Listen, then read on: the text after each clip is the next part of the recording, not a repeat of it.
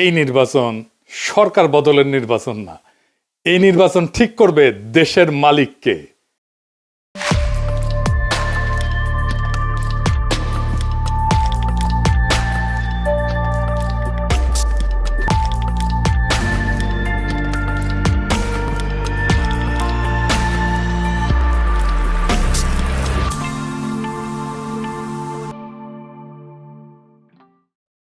এগারো দলের নির্বাচনে ঐক্য হয়েছে, আলহামদুলিল্লাহ।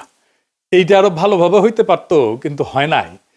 যাই হোক, অসুবিধা নাই। এই জোটকে এখন বিজয় হইতে হবে। বিজয়ী হইতে পারলে এটা বাংলাদেশের গেম চেঞ্জার হবে, ইতিহাস বদলায় যাবে, বাংলাদেশের রাজনীতি বদল হয়ে যাবে চিরজীবনের জন্য। বাংলাদেশের মানুষ সত্যিকারের আজাদি পাবে। এগারো দলের নির্বাচনে ঐক্য জিতে যাবে, হ্যাঁ জিতে যাবে। এইটা কওয়া যেতে পারে পিস অফ কেক, আপোষে ঘটতে পারে যদি তারা রাইট স্ট্র্যাটেজি নিয়ে মাঠে থাকতে পারে। আর মাত্র 3টা সপ্তাহ। নতুন বাংলাদেশের দিশা দেখাইতে হইলে আপনার একদম নতুন স্ট্র্যাটেজি নিয়ে আগাইতে হবে। আমার স্ট্র্যাটেজি কলে ফুল প্রুফ, বন্দুকের গুল্লি মিস হইতে পারে, আমার স্ট্র্যাটেজি মিস হবে না। কিন্তু মুশকিলটা হইতেছে, আমি যেহেতু জোটের কেউ না, আমি তো হরিদাস পাল, তাই আমার এই ইউটিউব বানাই কইতে হইতেছে যে কেমনে এই স্ট্র্যাটেজিটা ইমপ্লিমেন্ট করবে। তাতে একটা মুশকিল আছে, এটা তো যায় না যাবে প্রতিপক্ষ। আসলে প্রতিপক্ষ যায় না যায় বা বুঝা যায় আপনি কোন স্ট্র্যাটেজি নিতেছেন, এটা প্রতিপক্ষের বুঝতে তো সময় লাগবে না, তাই না? একেবারে বেকুব না হইলে। তাই এই স্ট্র্যাটেজি কয়া দিলেও অসুবিধা নাই। 11 দলীয় জোট এটা যদি অনুসরণ করে ভালো, না করলেও সমস্যা নাই। অনেকে শিখা যাবেন কেমনে জাতীয় ইলেকশনে জিতে আসতে হয়। নির্বাচন আসলে অগলের মাথায় আসে একটা নির্বাচনী ইস্তেহার বানাইতে হবে, লেখা লাগবি। 2018 সালের ইলেকশনে তখন ঐক্যফ্রন্টের ইলেকশন কাজ করতেছি লুকায় থেকে, মানে আন্ডারগ্রাউন্ডে থেকে। আমি ঐক্যফ্রন্টের বুঝাইতে পারলাম না যে ইস্তেহার একটা ভুয়া জিনিস। ইস্তেহার আপনারে ইলেকশনে জেতায় না, জেতায় অন্য কিছু। এই ভূখণ্ডের রাজনৈতিক ইতিহাসে 2টা নির্বাচন ফেনোমেনাল হয়েছে। একটা 70-এর নির্বাচন আর 91 নির্বাচন। একটা মুজিব জিতছিল, আর একটা জিতছিল খালেদা জিয়া। মুজিবের 70-এর নির্বাচনে জিতাইছিল কি কন্ত 6 দফা স্বায়ত্তশাসন, তাই না? 91 খালেদা জিয়া জিতাইছিল কি? উনার একটাই কথা, ওদের হাতে গোলামির জিনজির, আমাদের হাতে স্বাধীনতার পতাকা।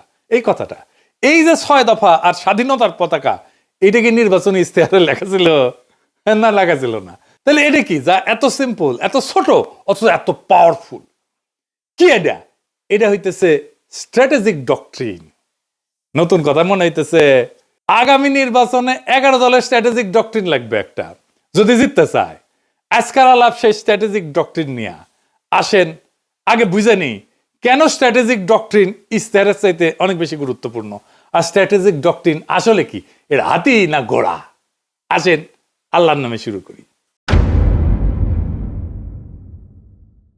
ইস্তেহার হইতেছে নির্বাচনের আগে দেওয়া প্রতিশ্রুতির তালিকা, কি কি করা হবে তার ঘোষণা, মূলত ভবিষ্যৎ নির্ভর। আর স্ট্র্যাটেজিক ডক্ট্রিন হইতেছে রাজনীতিকে দেখার দৃষ্টিভঙ্গি, ক্ষমতার উৎসকে সেটা নির্ধারণ করা, রাষ্ট্র কার জন্য, তার স্থায়ী উত্তর একটা স্ট্র্যাটেজিক ডক্ট্রিন। ইস্তেহার বলে কি করব, ডক্ট্রিন বলে কেন করব আর কার জন্য করব। মানুষ এই সমস্ত ইস্তার ফিস্তার বিশ্বাস করে না, পড়েও না। রাজনৈতিক দলের কর্মীরাও পড়ে না, কারণ সারা দুনিয়ার বাস্তবতা হইতেছে প্রায় সব দলই একই প্রতিশ্রুতি দেয়। চাকরি দেব, বেকারত্ব কমাবো, দাম কমাবো, দুর্নীতি কমাবো, কিন্তু মানুষ জানে এগুলো ভুয়া, কিছুই হবে না, কিছুই পূরণ হবে না। ফলে ভোটাররা এই সমস্তকে পাত্তা দেয় না। কিন্তু ডক্ট্রিন ইস্তেহারের এই সীমাবদ্ধতা ভেঙে ফেলে।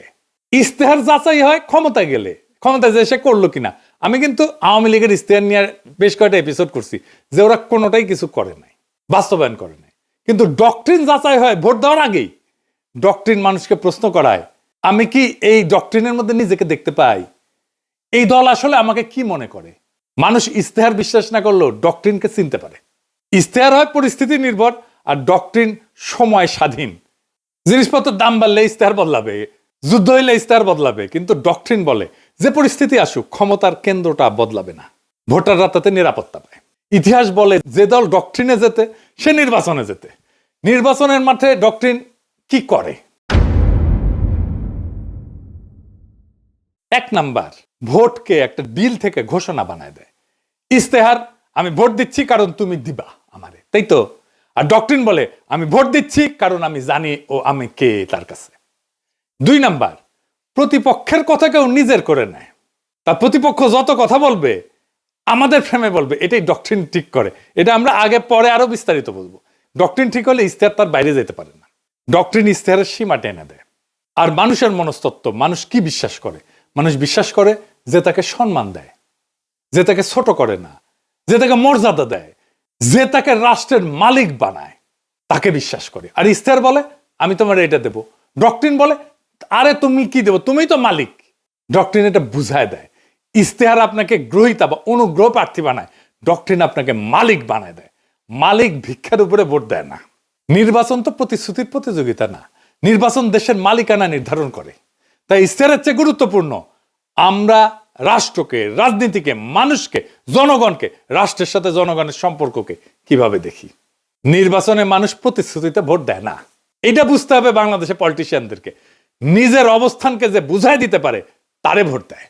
আর যেই দল মানুষকে তার অবস্থান বুঝায় দেয় সেই দল ইশতেহার ছাড়াই জয়ী হইতে পারে।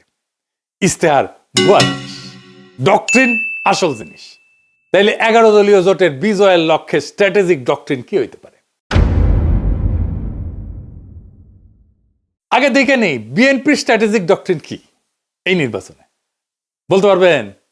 এটা জানা দরকার, কারণ এই বিএনপির স্ট্র্যাটেজিক ডক্ট্রিনকে হারাইতে হবে। কি সেটা? সেটা হইতেছে সবার আগে বাংলাদেশ। আমার আগে আমরা, আমাদের আগে দেশ, সবার আগে বাংলাদেশ। সবার আগে বাংলাদেশ, সবার আগে বাংলাদেশ।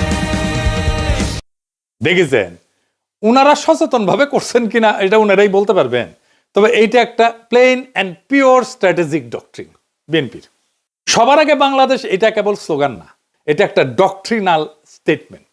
এইটাই ক্ষমতার উৎস নির্ধারণ করে। তাহলে এই ডক্ট্রিনাল স্টেটমেন্টের সমস্যা বের করতে হবে। সমস্যাটা কি? এই স্লোগানের সমস্যা বের করতে পারলে এইটারে ফাইট করা সহজ। আর এইটারে ফাইট করতে পারলে বিএনপি পুরা ক্যাম্পেইন কোলাপস করবে। আসেন এটা দেখে নিই, আমরা বিস্তারিত খুঁটায় খুঁটায় দেখব। তাইলে বুঝবেন এই সরল কথার মধ্যে কি গরল লুকায় আছে।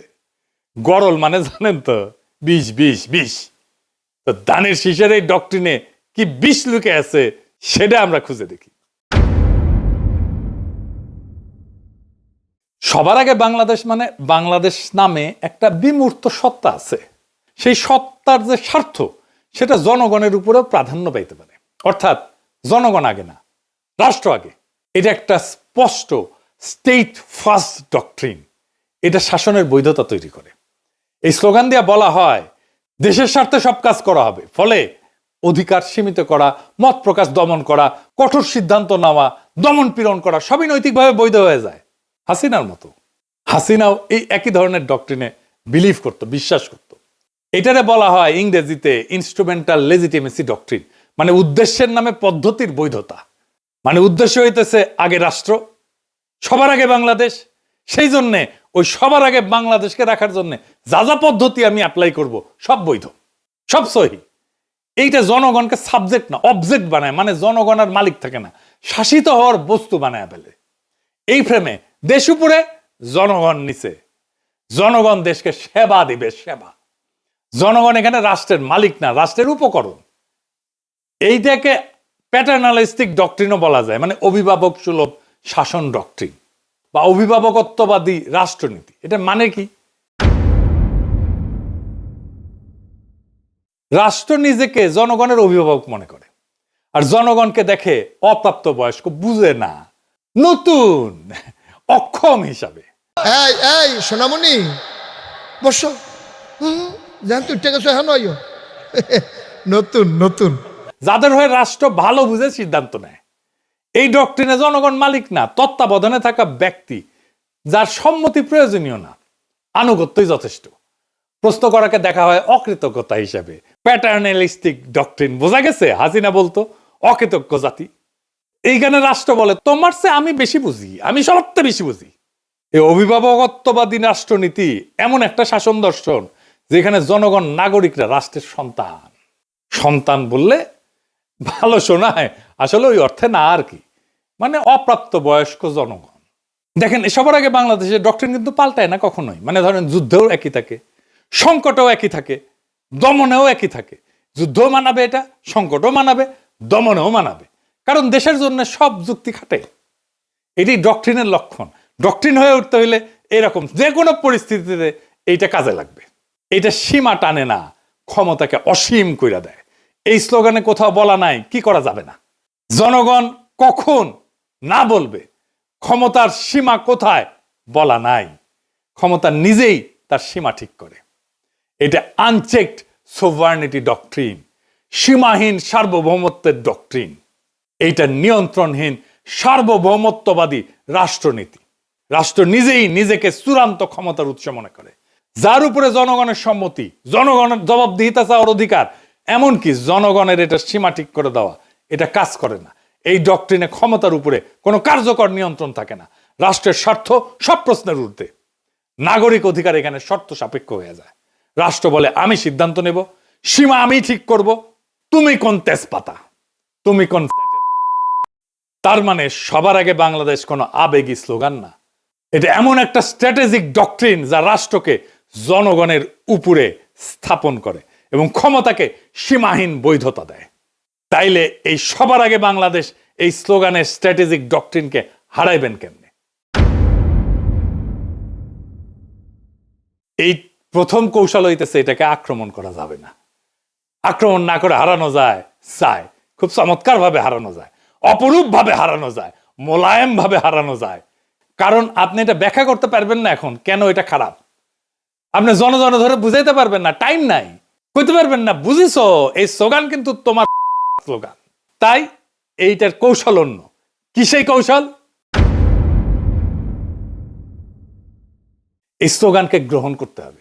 আমরা এটাকে গ্রহণ করতেছি কারণ রাজনীতিতে যে স্লোগান জনগণের মনে কিছুটা ঢুকে গেছে, সেটাকে ভাঙা সহজ হয় না, কিন্তু সেটাকে নতুন অর্থ দিতে পারলে জেতা যায়। আমরা এটাকে নতুন অর্থ দেব। তাহলে কি হবে? Counter narrative. কিভাবে আমরা এই কথাটাকে নতুন মিনিং দিতে পারবো, নতুন অর্থ দিতে পারবো? তাহলে আমাদের এমন একটা স্লোগান আবিষ্কার করতে হবে যেই স্লোগানের মানে এই বিএনপির স্লোগান সবার আগে বাংলাদেশের স্লোগানের অনিবার্য পরিণতি বলে মনে হয়, ডেস্টিনি বলে মনে হয়। কি হইতে পারে সেটা? সবার আগে বাংলাদেশের কাউন্টার ন্যারেটিভ হবে আমরাই বাংলাদেশ। ওরা বলবে সবার আগে বাংলাদেশ, আমরা বলবো সেটাই তো আমরাই বাংলাদেশ। এখানে কোনো ঝগড়া নাই, এখানে কোনো কনফ্রন্টেশন নাই, এখানে কোনো কন্ট্রাডিকশন নাই, এখানে আছে কমপ্লিশন, সম্পূর্ণতা। বিএনপি বলছে কি আগে, আমরা বলছি ওইটা আসলে কি, কেন আমরাই বাংলাদেশ। বিএনপির সবার আগে বাংলাদেশ স্লোগানকে আমরাই বাংলাদেশ স্লোগান সুপারসিড করে যাবে। এখানেই মূল খেলা। আমি এখানে কয়েকটা দিক ব্যাখ্যা করব কেন, কিভাবে এটাকে সুপারসিড করে যাবে। আসেন সেটা বুঝে দেখি, খুব মজা লাগবে। প্রথমে দার্শনিক ব্যাখ্যা, মানে পলিটিক্যাল ফিলোসফির ব্যাখ্যা। বাংলাদেশ জমি না, পতাকা না, সংবিধানের কাগজ না। বাংলাদেশ হলো মানুষের সমষ্টিগত রাজনৈতিক অস্তিত্ব। এখান থেকে আসে জনগণের সার্বভৌমত্ব। মানুষ মানে রাষ্ট্রের মালিক। তাই আমরাই বাংলাদেশ কোনো আবেগী কথা না, এটা সার্বভৌমত্বের ঘোষণা। বিএনপি দেশকে একটা বাইরের বস্তু হিসেবে দেখে, আমরা দেশকে নিজেদের পরিচয় হিসেবে দেখি। 2 নাম্বার, রাষ্ট্রনৈতিক ব্যাখ্যা বা স্টেট লজিক। বিএনপির ফ্রেম রাষ্ট্র আগে, রাষ্ট্র সিদ্ধান্ত নেয়, মানুষ উপকারভোগী। আমাদের ফ্রেম মানুষ আগে, মানুষ সিদ্ধান্ত নেয়, রাষ্ট্র মানুষের যন্ত্র। এইখানে ক্ষমতার কেন্দ্রটা বদলায় যায়। এইটাকে বলে সাবজেক্ট শিফট। বিএনপি বলে আমরা দেশ চালাবো, আমরা বলি আমরাই দেশ। এই অবস্থান থেকে কাউকে হারাইতে গেলে বলতে হয় তুমি দেশ না। এইটা তো সে বলতে পারবে না। রাজনীতিতে এর চেয়ে আত্মঘাতী কথা আর নাই। 3 নম্বর হইতেছে পলিটিক্যাল স্ট্র্যাটেজির ব্যাখ্যা। এটারে বলা হয় ক্লাসিক ফ্রেম হাইজ্যাকিং। বিএনপি যতবার বলবে সবার আগে বাংলাদেশ, ততবার তারা আসলে বলবে আমরা আগে। তারা নিজেরাই জনগণকে কেন্দ্র বানাবে, আমাদের ফ্রেম রিপিট করবে। এটারে বলা হয় নো এসকেপ ন্যারেটিভ। ওরা কথা বললেই আমার ভাষায় কথা বলবে। 4 নম্বর হইতেছে মার্কেটিং ব্যাখ্যা, পলিটিক্যাল মার্কেটিং আর কি, মানে পণ্যের মার্কেটিং না। বিএনপির স্লোগান অ্যাবস্ট্রাক্ট প্রোডাক্ট সেন্ট্রিক, মানে মানুষ শুধু সমর্থন করে। আমাদের স্লোগান আইডেন্টিটি বেসড, মানুষ নিজেকে এটার ভিতরে দেখতে পায়। মানুষ পোস্টারে লিখবে আমরাই বাংলাদেশ, কারণ এটা স্লোগান না, এটা সেলফ আইডেন্টিটি স্টেটমেন্ট। মানুষ যেটা নিজের পরিচয় মনে করে ওইটার সাথে বিশ্বাসঘাতকতা করে না। বোঝা গেছে? খুব সিম্পল 2টা শব্দ, বিধ্বংসী। আপনাদের মনে আছে আওয়ামী লীগের জয় বাংলা স্লোগানটারে ক্যাপচার কইরা ধ্বংস করে দিছিলাম, আগে ক্যাপচার করছি তারপরে ধ্বংস করে দিছি, ডেস্ট্রয় করে দিছি। বেশি দিন আগের কথা না, মনে আছে না যেই স্লোগান তাদেরকে উদ্দীপ্ত করার কথা, সেই স্লোগানটাকে আগে ক্যাপচার কইরা ধ্বংস করে দিছিলাম একেবারে পুরাপুরি। এই টেকনিকে এবার আসেন ইলেকশন জার্নির আর্ক, সেটা আবার কি? এটা আসলে কি? নয়া নয়া জিনিস করছেন দাদা, কঠিন মনে হচ্ছে, আরে কঠিন না, সেল চালাইয়া বুঝে যাবেন। আসেন সেল চালাইয়া বুঝে নিই। এইটা আসলে ভোটের আগে থেকে ক্ষমতায় যাওয়ার পর পর্যন্ত জনগণকে একসাথে নিজের সাথে যুক্ত রাখার রোডম্যাপ, পথ নকশা। এখানে ভোট শুধু একটা ঘটনা, পুরো গল্প না, ঠিক আছে? বর্তমান বাংলাদেশের বাস্তবতাটা কি? এটা কি জন অসন্তোষ এটা দিয়ে শুরু হয়? তা না, শুরু হয়েছে একটা হতাশা দিয়ে, গভীর হতাশা দিয়ে, একটা ভ্রম দিয়ে, একটা ভুল দিয়া। সব বদলাইছে মনে হয়, কিন্তু আসলে কিছু বদলায়নি। আগের বন্দোবস্ত, আগের রাষ্ট্রযন্ত্র, আগের ক্ষমতার ভাষা, আগের নিয়ন্ত্রণ সব ঠিক আছে, শুধু মুখ বদলাইছে, দল বদলাইছে। মানুষ স্পষ্ট দেখতেছে বিএনপি ধীরে ধীরে আওয়ামী লীগের আগের জায়গাগুলো নিচ্ছে, কাঠামো ভাঙতেছে না, দখল বদলাচ্ছে। সবচেয়ে গুরুত্বপূর্ণ বাস্তবতা হইতেছে তারেক রহমান তো নির্বাচিত প্রাইম মিনিস্টার না, কিন্তু তিনি ডিফ্যাক্টো দেশের প্রধান সিদ্ধান্ত কেন্দ্র। এখানে মানুষ বুঝে যায় সমস্যা ব্যক্তি না, সমস্যা হচ্ছে একই রাষ্ট্র একইভাবে চলে। এই উপলব্ধিটাই ইলেকশন জার্নির প্রকৃত শুরু। নির্বাচন শেষ না, নির্বাচন দিয়ে নাগরিক তার মালিকানা দখল করবে। এখানে ইলেকশন জার্নির আর্ক পূর্ণতা পায়। স্লোগান থেকে যাত্রা, এর প্রথম ফেজে কি হবে? পরিচয়কে জাগরিত করা। আমরাই বাংলাদেশ, এটা আমাদের পরিস্থিতিকে জাগ্রত করবে। এই পর্যায়ে প্রতিশ্রুতি কম, দর্শন বেশি। এর লক্ষ্য কি? মানুষ ভোটার না, মানুষকে বলা আপনি একটা পলিটিক্যাল এন্টিটি, রাজনৈতিক সত্তা। 2 নাম্বার ফেজে কি? নৈতিক প্রশ্ন, মরাল কোশ্চেনিং। এখানে প্রশ্ন উঠবে, আমরাই যদি বাংলাদেশ হই তাহলে এত অন্যায় কেন, এত অবিচার কেন, এত বেইনসাফি কেন? এখান থেকে আসবে ইনসাফের প্রশ্ন। ইনসাফ মানে ভিক্ষা না, দয়া না, অধিকার ফেরত নেওয়া। মানুষ তখন বোঝে অন্যায়টা তো তাহলে আমার বিরুদ্ধে, বেইনসাফি তো আমার বিরুদ্ধে। আমরাই যদি বাংলাদেশ হই আর এই বাংলাদেশে যদি বেইনসাফি থাকে তাহলে এই বেইনসাফি আমার বিরুদ্ধে, কারণ আমি তো বাংলাদেশ। 3 নাম্বার ফেজ, ইনসাফের কাফেলা। এটা একটা কালেকটিভ জাস্টিসের ফেজ, সম্মিলিত ন্যায়ের যাত্রা। মানুষ বোঝে আমি একা না, আমার অভিজ্ঞতা সবারই। এখানেই জন্ম নেয় কাফেলার ধারণা। কাফেলা মানে পার্টি না, কাফেলা মানে পোস্টার না, এটা একটা নৈতিক যাত্রা। আমার ভোটটা তো দেওয়া হবে তাকেই যে আইন বানাবে, যাকে আমি সংসদে পাঠাচ্ছি। এটা একটা যাত্রা, যে আইন সমাজে ইনসাফ কায়েম করবে। এই ভোট শুধু ব্যালটের ভোট না, এটা ইনসাফ কায়েমের কাফেলা। 4 নাম্বার ফেজ, আজাদির দোরগোড়ায় পৌঁছানো। শেষ পর্যায়ে প্রশ্ন বদলায়, কে ক্ষমতায় যাবে এটা প্রশ্ন না, বরং আমরা কিভাবে শাসিত হব সেইটা প্রশ্ন হয়ে দাঁড়ায়। আজাদি মানে নিজের জীবনের উপরে নিজের কর্তৃত্ব। এখানে নির্বাচন ক্ষমতার উৎস না, এই নির্বাচন হইতেছে আজাদির দরজায় পৌঁছানোর মাধ্যম।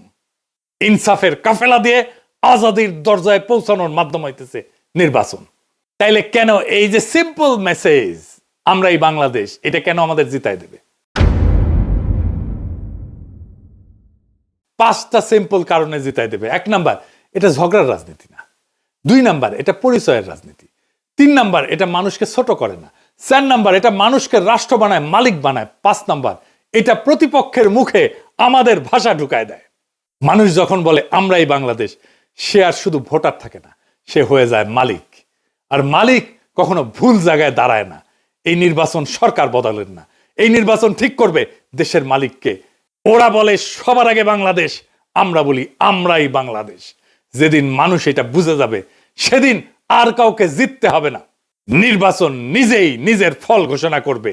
সেই দিনের অপেক্ষায় আমরা থাকবো 12ই ফেব্রুয়ারিতে। ইনকিলাব জিন্দাবাদ। আমরা কি চাই? আপনি কি চান?